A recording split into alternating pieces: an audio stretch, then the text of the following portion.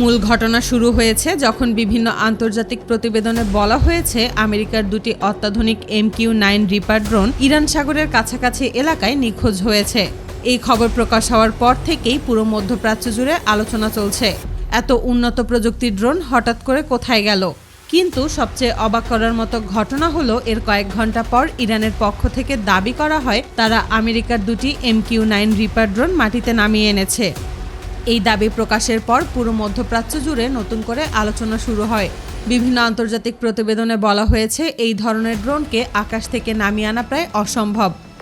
কিন্তু যদি ইরানের দাবি সত্যি হয় তাহলে কিভাবে তাদের পক্ষে এটা সম্ভব হলো?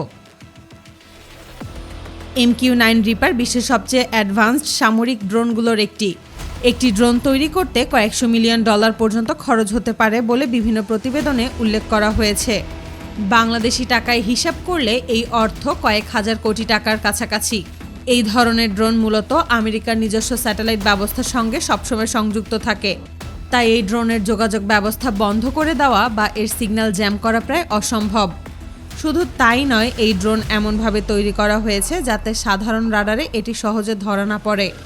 অনেক উন্নত মানের রাডারও এই ড্রোনকে ঠিকভাবে শনাক্ত করতে পারে না বলে বিভিন্ন প্রতিবেদনে উল্লেখ করা হয়েছে। তাছাড়া এই ড্রোনের গতি ঘন্টায় প্রায় 700 কিলোমিটারের কাছাকাছি।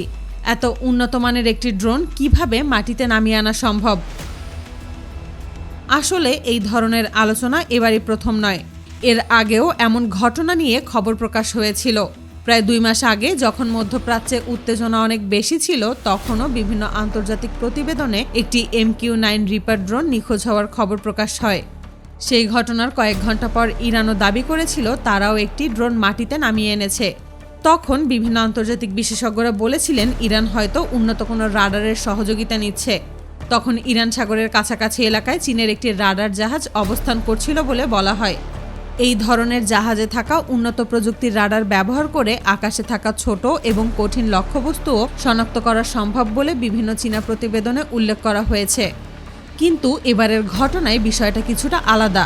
এখন পর্যন্ত এমন কোনো তথ্য প্রকাশ হয়নি যে ইরান সাগরের কাছাকাছি এলাকায় চীনের কোনো রাডার জাহাজ রয়েছে। তাই এবার নতুন করে প্রশ্ন উঠেছে, যদি রাডার জাহাজ না থাকে তাহলে কিভাবে এই ড্রোনগুলোকে শনাক্ত করা সম্ভব হলো? কয়েকদিন আগে ইরানকে তাদের দক্ষিণের একটি সামরিক ঘাঁটিতে বড় ধরনের সামরিক মহড়া দিতে দেখা যায়। সেখানে ইরানের কাছে নতুন ধরনের উন্নত রাডার দেখা গেছে। বিভিন্ন প্রতিবেদনে এটিকে JY-27A সিরিজের রাডার বলে উল্লেখ করা হয়েছে। এই ধরনের রাডার মূলত চীনে তৈরি করা হয়। এই ধরনের উন্নত রাডার খুব বেশি দেশের কাছে দেখতে পাওয়া যায় না। বিভিন্ন প্রতিবেদনে বলা হয়েছে এই ধরনের রাডার 650 কিলোমিটার পর্যন্ত আকাশের বিভিন্ন স্তর স্ক্যান করতে পারে। শুধু তাই নয়, একসঙ্গে প্রায় 100টি লক্ষ্যবস্তু শনাক্ত করার ক্ষমতা থাকতে পারে বলেও বিভিন্ন প্রতিবেদনে উল্লেখ করা হয়েছে। এ কারণেই অনেকেই মনে করছে ইরানের কাছে হয়তো উন্নত ধরনের রাডার প্রযুক্তি রয়েছে। কিন্তু ইরানের পক্ষ থেকে এখন পর্যন্ত অফিসিয়ালি কোনো কিছু বলা হয়নি। অন্যদিকে আমেরিকার পক্ষ থেকে এখন পর্যন্ত শুধু ড্রোন নিখোঁজ হওয়ার খবর নিয়ে আলোচনা হয়েছে বলে বিভিন্ন প্রতিবেদনে বলা হয়েছে। তবে এই ঘটনার বিস্তারিত কোনো আনুষ্ঠানিক ব্যাখ্যা বা নিশ্চিত তথ্য প্রকাশ করা হয়নি।